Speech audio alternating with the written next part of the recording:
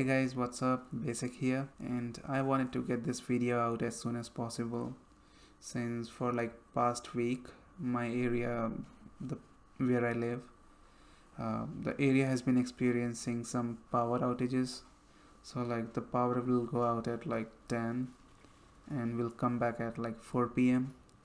and then from 4 p.m. till midnight there will be like on and offs, very inconsistent. That's what I'm trying to say. So that's the reason that I wanted to get this video out as soon as possible. And the other reason that I wanted to make this video is because of Path of Exile. I have already played like 80 hours of that game, and I know that that is a really low play time. But there have been some things that I've been thinking about, and I wanted to share them with you guys and get your thoughts on it. So let's begin.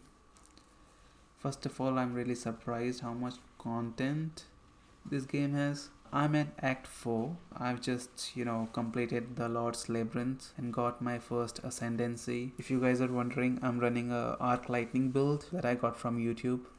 Shout out to Phoenix. But recently I found out there is a lot to do after the campaign as well, and I'm not even halfway through the campaign. So I was really surprised how much content was there in this game. To be fair, it is not that surprising when you know that the game has been out for like 12 years. So I was thinking that there must have been moments or situations where poor decisions were made, right, by devs or by someone.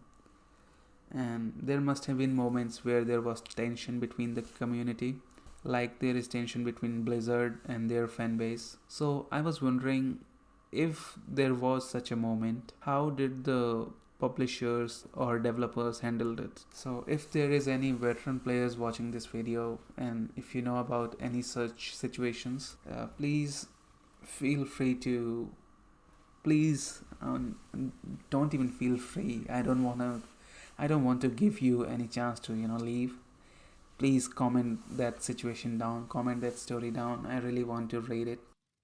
The second thing is more of a compliment than a thing that I was thinking about. It was how supportive the community has been to me. I have made like 4 videos on this game, and they are not great videos, but the 20 to 30 players that have watched it or commented on it, all of them are supportive. There are players who are giving me advice. There are players who are wishing me luck. It is really heartwarming. It is really sweet. Especially if I compare it with the last game that I used to play that had, multiplayer aspect to it. It was Valorant, and a really obscure game. Most of you might not have heard of it. It is called Mobile Legends. It is a game like League of Legends, but it is on mobile. I played Mobile Legends for like 2-3 years before it got banned in India. Then I moved on to Valorant, but I didn't know anything about FPS games, so my initial experience in Valorant was overwhelmingly negative. But as time passed, I obviously got a bit better at the game, but my experience was still the same. The player base is very toxic, and developers don't do anything about this type of issue. As long as they are seeing the numbers, as long as people are buying the skins, they don't care. And if you will go to like Mobile Legends or Valorant subreddit, you will find that the most common solution that people offer is to mute these players. Now, I do realize that I'm comparing a team-based game to a solo play-based game, but I'm just, sharing my experience. But yeah, my experience was negative, so I stopped playing those games. But I was addicted, so I would uninstall the game. Then few days later, I would see some insane clip. I would see a skin. I would hear some music, something, and I will install the game and I will play it. Then I will realize why I uninstalled it in the first place, and then it was a cycle. You know how some people hate watch someone? I used to hate play those games, and I had already spent like $150 in that game. So that was also affecting that sort of decision making process, right?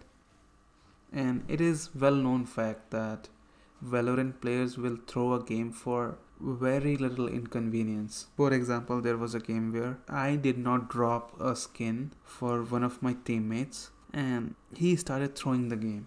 Another example was there was this Raze on my team. If you don't know any of these names, don't worry, you're not missing out on anything. But there was this guy on my team. He was playing really well, but towards the end, somehow I got ahead of him, and then he started cursing me out for whatever reason, I don't know. And I'm like, what the hell is going on? So I would hate play these games, and eventually I stopped playing it. And by the way, shop and the microtransactions in Valorant are really designed to get as much money out of you as possible. I will talk about that later. So eventually I stopped playing that game, and I still struggle with it. I still sometimes see a clip and I will have to control my impulse to, download the game again. So after Valorant, I wanted to get into something that I had more control over. So I found Path of Exile. There was a lot of buzz about Path of Exile 2 going around, and the game was also free to play, so I downloaded it and I tried it for a week and I made a video on it. And people were really supportive and people were wishing me luck. People were giving me advice, and I found it very refreshing and very sweet. So I just shared that story to get my point across, where I was coming from. So on to the third thing, the microtransactions in Valorant that I was talking about. So Valorant is a FPS game, so it has skins, it has gun skins, it has knife skins. The way they sell it, I would call it a FOMO shop. Fear of missing out shop. So for example, imagine Path of Exile has like 200 microtransactions that you can buy. I don't know the actual number, but let's say there are like 200 items. So now imagine the developers take away all the 200 items from Path of Exile and increases their prices, like they double them or 10x them. So the thing that cost $10 will now cost $100. But also, on top of that, you can only buy 4 of them. Every day you can only buy 4 of them, and 4 of them are chosen at random. So the thing you want will never come into your shop for some reason. So what people usually do in Valorant, they constantly go for second best thing. For example, if you want a particular skin for a sniper, you will never get that skin in your shop, but you will get the second best skin. And this will trigger your fear of missing out, and you will buy that skin. And when you start buying like this, it sort of breaks an invisible barrier, and you start buying more. And since you are buying more, the pool is decreasing. So now the game only has 190 skins to choose 4 at a day from. So now the skin that you want has a higher chance of coming in your shop. And when you buy a skin, it is not actually full skin. You need to spend more money, more currency on it to fully unlock it.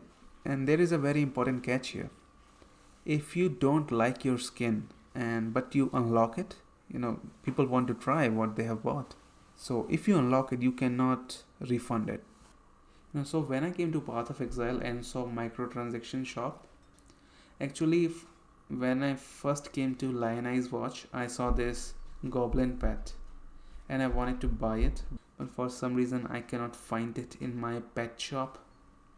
So if you guys could help me out with that, that would be really nice. So anyway, when I saw the pet shop, I was really surprised, because if I wanted to buy a frog, I could just go and buy a frog. I don't have to wait for the frog to come into my shop and be available for purchase. And that is really nice. Actually, not surprising. It was just a breath of fresh air. I was so glad that this game has that. The feeling that I get from Path of Exile is the devs are actually working for the money that I am going to spend in future in the game. And the scummy feeling that Riot Games give, the developers of Path of Exile are very different. I would willingly spend like $100 on Path of Exile and be perfectly happy about it. I would actually donate $100 to Path of Exile devs and be happy about it. Just to pat them on the back, good job. I would never do that to Riot Games. I would never give even 1 cent to Riot Games. It is a very scummy feeling that Riot Games give. what you are doing, buddy. You're just trying to play it off, right? You cannot refund a skin after you try it in the practice range. Fuck you.